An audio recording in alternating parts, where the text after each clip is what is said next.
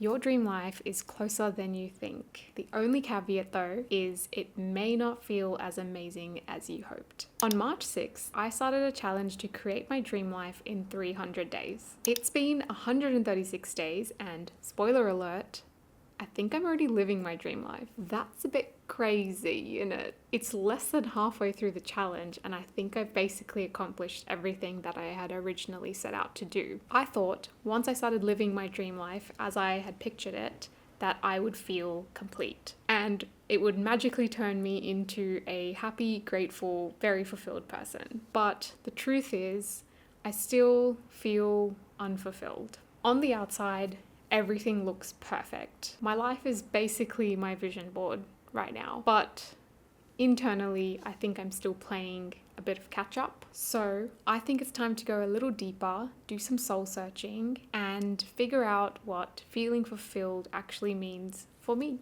But let's do a quick recap and start at the beginning. When someone begins the journey to change their life, it's usually because they've hit some sort of rock bottom, which was basically me. A couple of years ago, I was pretty anxious, pretty depressed, and basically spiraling. And after months, years of feeling like that, I just got so fed up of feeling bad that I decided enough is enough, I'm going to change my life. And I did. I believe that the best way to start changing your life is to just do the basics. Get your health in order, get some sort of routine or structure back into your life, identify all the shitty habits that you have, and replace them with healthier ones. Because building good habits is the easiest path to feeling better and to just getting started. Why? Because it literally just takes intention and courage. What that meant for me was starting very small, very simple.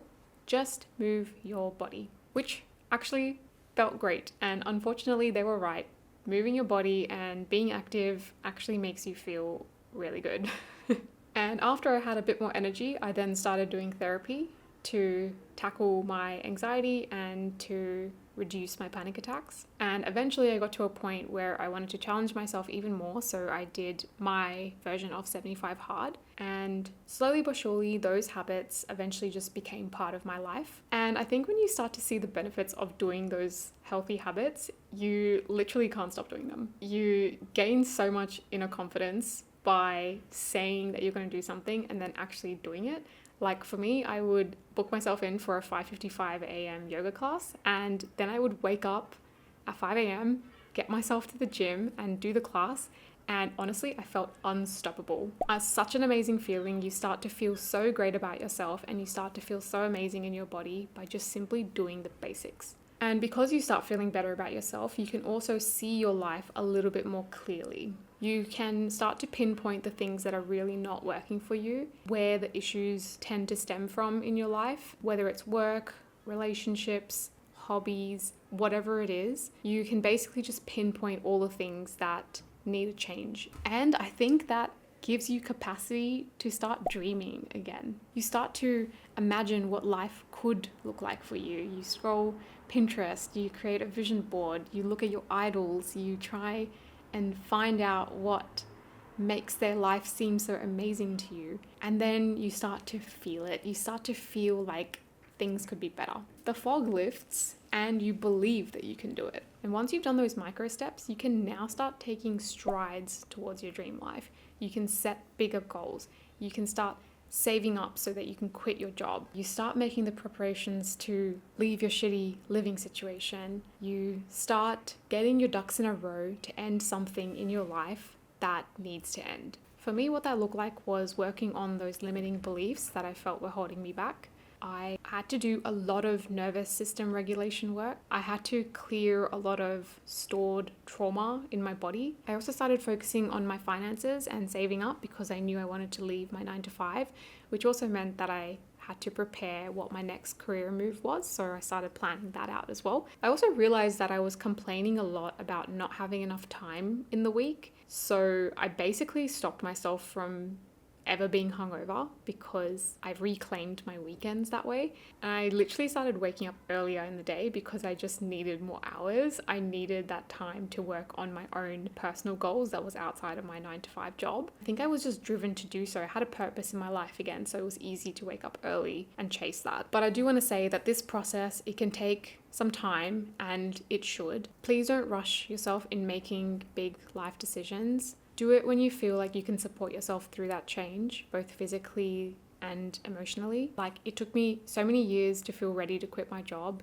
and I even tried a few times, but I always ended up back at another job because I just hadn't done the inner work. And eventually I did get there, but it was a lot easier to do that when I had the inner confidence and trust in myself to get through whatever life threw at me next. Making those kind of decisions are so damn hard as well. It takes incredible amounts of courage. It's much easier to stay in situations that feel comfortable and familiar, but in reality, you're actually suffering. You know that you have to make a big life decision, but you end up procrastinating it. But unfortunately or fortunately, just making any decision will make you feel so much better. And it doesn't even matter what the decision actually is, because you've ended your suffering, you've made a call, and now you kind of just have to go with whichever path that you chose. In essence, you are one choice or decision away from a better life. And once you've made that decision and you're making strides towards your dream life, keep going. There's probably going to be a lot of doubt along the way.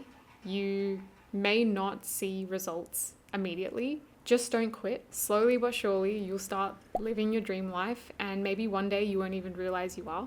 And it doesn't really need to take all that long. It takes as long as you let it. And then what? You're living the dream. You're living the life that you always dreamed of, the life you always hoped you'd have one day, and yet you still feel a little empty, a little hollow inside. Well, that's kind of where I ended up, about 45% through my challenge. And it's also kind of what the rest of this video is about. I'm living the dream. What's next? I thought I should reflect on the blueprints that I had created initially for this challenge, as well as the blueprints I created 50 days into my challenge where I needed a little bit of a pivot, and talk to you about how far along I've gotten. With my old blueprints, this is basically where I'm at with them now. Pretty much did everything on the list, which is pretty amazing. In terms of my temporary blueprints, I completed every single thing. I didn't even realize I was ticking off so many of my goals, but that's it. That's literally the proof I needed that I had accomplished everything that I had set out to do in this Dream Life Challenge. And honestly, if I didn't reflect on this at all, I'd probably just keep finding more and more reasons to not let myself be happy or feel accomplished. Probably just keep finding more reasons as to why my life isn't perfect or the dream yet, and then end up just creating more and more goals to hit. But yeah, I'm living it, guys. I'm living the dream that I had set out for myself when I started this challenge and when I first started to change my life. As it turns out though, it didn't really make me feel happy. And it's like, what? I put in all this effort. Like, where's my sweet treat then? That's precisely it though. Happiness is not at the end of your to-do list. Happiness is throughout the process. I came across this article which said, fulfillment isn't something that lands on you, it's something you practice. So I'm going to spend the next period of this challenge doing some soul searching. Literally just spending time with myself, getting to know what drives me, what angers me, what excites me, what's holding me back, what my inner child craves. Just really deeply getting to know me, the true inner me, and not the one that's made up by what everyone else thinks, says, or feels. I think the best way to describe it is against the hierarchy of needs by Maslow, and I'm kind of focusing on the self-actualization portion of that, which is the top of the pyramid. Maslow describes self-actualization as the complete realization of one's potential and the full development of one's abilities and appreciation for life. So, how am I going to do that? New blueprint alert! So I've made a new blueprint for the next 50 or so days. It's not really a to-do list. It's more of what I want to practice. I'm just looking at my laptop because my blueprints are here, but I'll put them on the screen here for you as well so you can see what I'm talking about. Practice 1. If I only do one thing for myself every single day, it's to journal. That can just be stream of consciousness, recapping my day, practicing gratitude, noting down my accomplishments, reflecting on how I felt that day, or going off of a prompt. I just want to journal every single day. That's it. That's literally the intention, and I'll be proud of myself for just doing it every single day. I know journaling can be a little tough. I generally stream of consciousness when I have a lot on my mind and I feel like my thoughts are racing, but sometimes I actually don't know what I want to journal about. So I did start looking into some prompts that helped me kind of get to know myself a bit better, especially when it comes to soul searching and truly getting to know your inner self. You probably will need prompts for that. And these are some of the ones that I ended up using for my journaling sessions so far. And they've really helped me kind of tap into kind of my inner psyche, which is awesome. Don't do all of them at once. That's very overwhelming. I tend to just take one prompt and go with that. Practice 2 is all about injecting newness and fun back into my life. What that could mean is new hobbies. So for me, I want to start scrapbooking, playing more video games and board games, doing more design experiments, or just designing for fun. I want to start creating a lot more homemade gifts that I can give my friends and family. And I want to do a lot more interior decorating and kind of getting to know more about that whole industry. I also want to inject new inspiration into my life, which I think I'm in the perfect city for that. London is so creative and so vibrant, so I need to make the most of it. I want to visit more places that have really cool branding. I want to go to more of the art museums that are in London. There's a lot of art, design and bookstores around here as well, so definitely a lot more of that. I think being in nature is very grounding. Also being near water. I didn't realize how much I missed being near water until I moved to London. I think I need to spend a lot more time closer to the Thames. Also, spending time with new friends. I've already got a couple of people in London that have been incredible to get to know, and I want to spend a lot more time with them. And I think spending time with people that you don't really know all that well is really exciting. Helps you kind of tap into a side of yourself that you didn't already know about. Reading new books, like experimenting with new genres, reading more creative books and about the creative experience, kind of like The Creative Act. I really love that book. So if you have any suggestions for me, let me know. Reading a bit more blind, not literally, but like reading books that you don't really know what it's about. I think that's so cool. Visiting new places. So the ones that are on my list that I'm super excited to visit are Croatia, the Dolomites, Lisbon, Copenhagen, Edinburgh, New York City, the south of France, Vienna, Interlaken, Iceland. Absolutely gorgeous places on this planet, so I can't wait to go and visit all of them. And new foods. I want to try a lot of new recipes, combine different ingredients and palettes together, going a little bit rogue at cafes and restaurants, maybe ordering something I don't normally order. Oh, and a more practical sense of how I'm going to inject more of the newness is I've started this thing called the London list, which is essentially just like a weekly bucket list for me. In that list is just all the stuff that I really want to do whilst I'm in London. Just having that as part of my like weekly goals has really helped me tick off a lot of the bucket list items that I had for myself when I first moved here. So practice 3 will be all about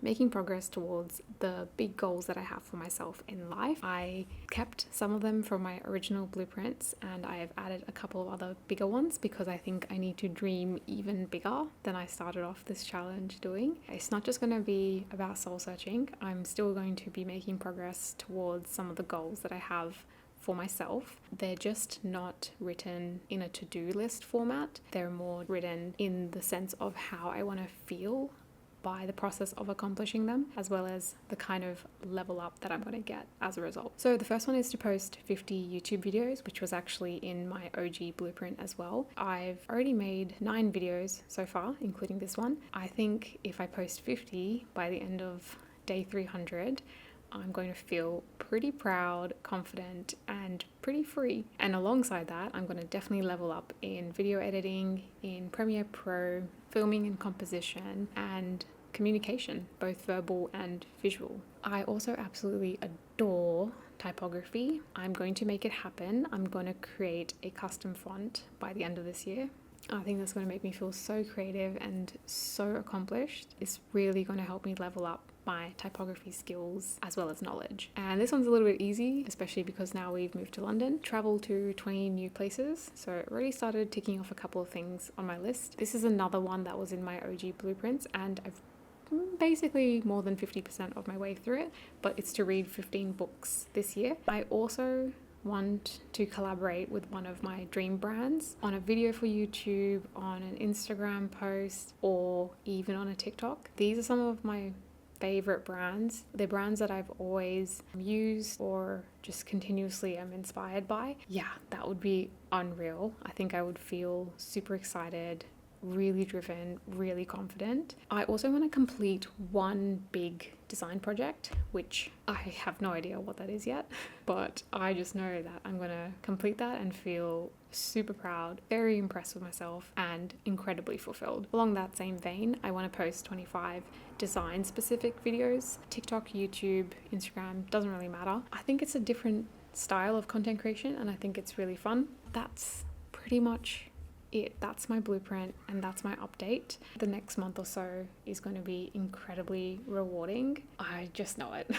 I hope that some of this or all of this has resonated with you. Thank you so much for being here. Thank you for supporting my journey and for being on your own one. Let me know where you're at in your journey and what you think about the things I discussed today. And yeah, I can't wait to see where the next 50 or so days take me. Catch you soon.